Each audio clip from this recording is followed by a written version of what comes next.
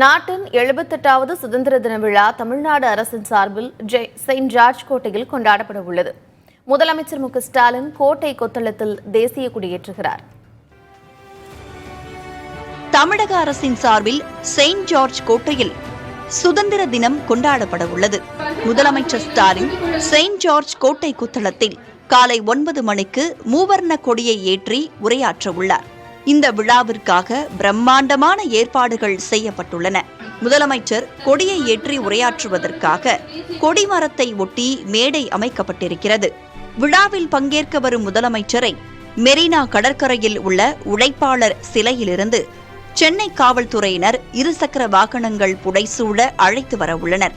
பின்னர் கோட்டை கொத்தளத்திலிருந்து காவல்துறையினரின் அணிவகுப்பு மரியாதையை ஏற்க உள்ள முதலமைச்சர் தேசிய கொடியை ஏற்றி வைக்க உள்ளார். தொடர்ந்து குமரி அனந்தனுக்கு தகைசால் தமிழர் விருதை வழங்க உள்ள முதலமைச்சர் ஸ்டாலின் டாக்டர் APJ அப்துல் கலாம் பெயரிலான விருது, துணிவு மற்றும் சாகச செயலுக்கான கல்பனா சாவ்லா விருது, முதலமைச்சரின் நல் ஆளுமை விருது போன்ற விருதுகளை வழங்கவிருக்கிறார்.